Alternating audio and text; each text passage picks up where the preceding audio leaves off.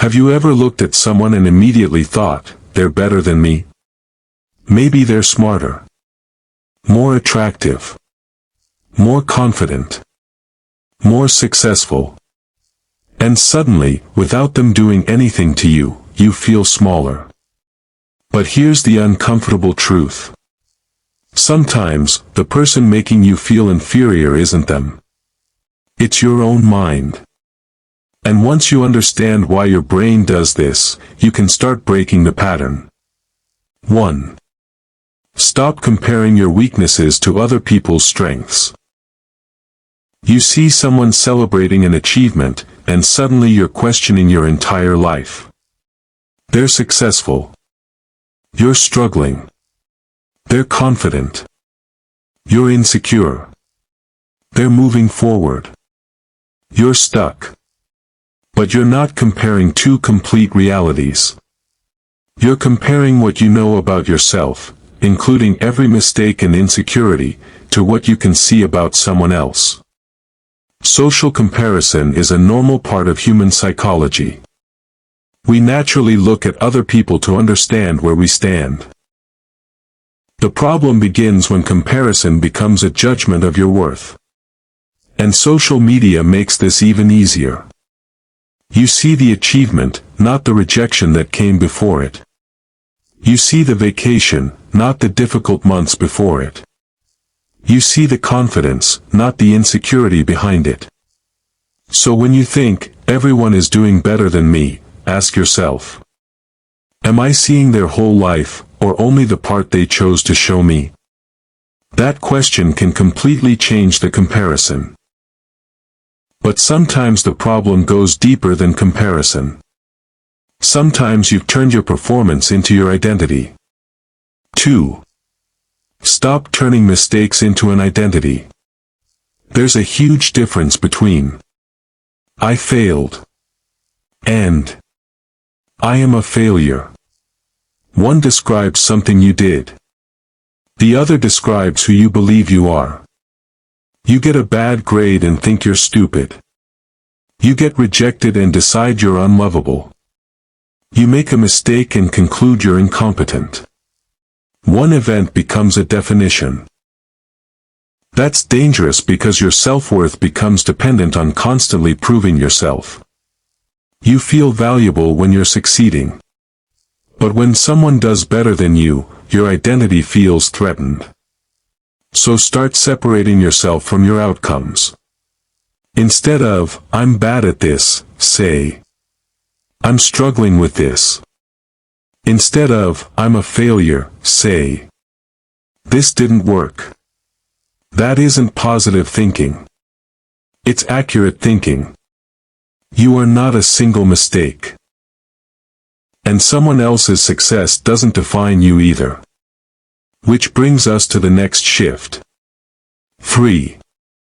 Stop treating other people's success like evidence against you. Someone gets a higher grade. Your brain says, they're smarter than me. Someone gets a better job. I'm falling behind. Someone looks more attractive. I'm not good enough. But their success doesn't actually prove any of those things. It only proves that they succeeded at something.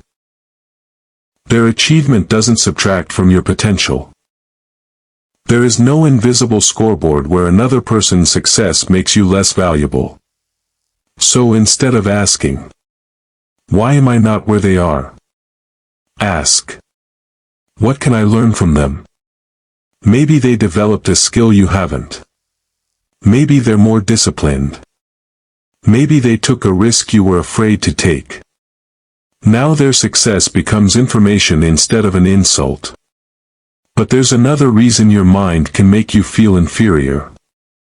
It may be selectively collecting evidence. 4. Question the story your mind is telling you. Suppose you believe people don't respect you. Someone interrupts you. You notice. Someone doesn't reply to your message. You notice. Someone disagrees with you. You remember it. But when someone listens to you, compliments you, or genuinely enjoys talking to you, those moments may barely register. Why? Because your existing beliefs can influence what you notice and how you interpret it. If you already believe you're inferior, your brain may look for evidence that confirms it. Someone doesn't text back. They don't like me. You make one mistake. I always mess things up. Someone succeeds. I'm falling behind. Notice the jump from what happened to what you decided it means. So whenever you catch yourself thinking this way, ask, what do I actually know? Not what you feel. What do you know? That small distinction can stop an assumption from becoming a belief. And if you really want to change that belief, there's something else you need to do. 5. Give yourself evidence that you can handle things. Many people wait to feel confident before they act. But confidence often works in reverse. You act first. You feel uncomfortable. You survive it. And your brain learns. I can handle this. This is related to self-efficacy, the belief that you're capable of dealing with challenges. You build it through experience. So start small. Speak up once. Ask the question. Express your opinion. Try something you've been avoiding. Have the difficult conversation. You don't need to feel fearless. You just need to prove to yourself that discomfort isn't something you have to run from. Every time you do something difficult, you give your brain new evidence about who you are. And eventually, I can't becomes, I've done difficult things before. But there's still one major problem. You can become more confident and still feel inferior if you're measuring your life against everyone else's. 6. Create your own definition of success. Imagine running a race where the finish line keeps moving. You get a good grade. Someone gets a better one. You make money. Someone makes more. You improve yourself. Someone appears even further ahead. If other people decide what success means, you'll never feel finished. So ask yourself, what would make me proud of the person I'm becoming? Maybe it's discipline. Maybe it's learning. Maybe it's becoming financially responsible. Maybe it's becoming emotionally stronger. Maybe it's simply becoming someone who keeps promises to themselves. Now you have your own scoreboard. You're no longer trying to beat everybody. You're trying to grow.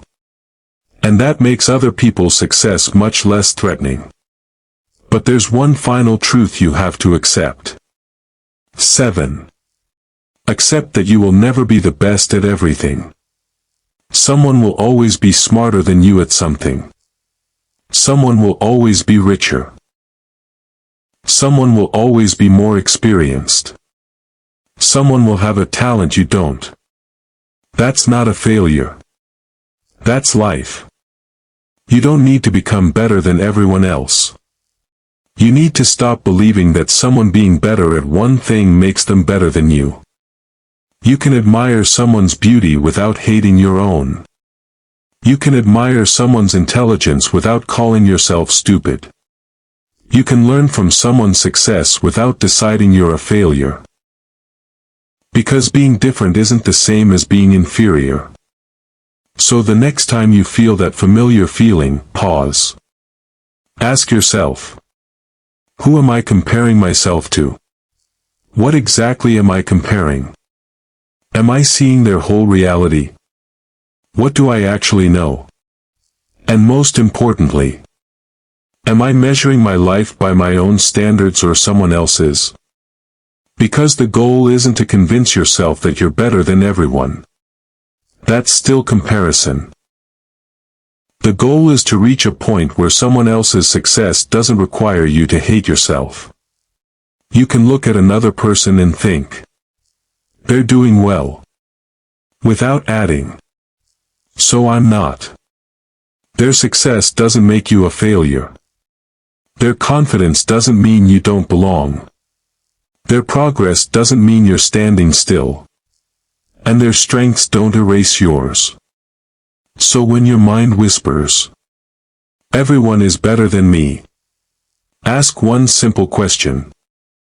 Better at what?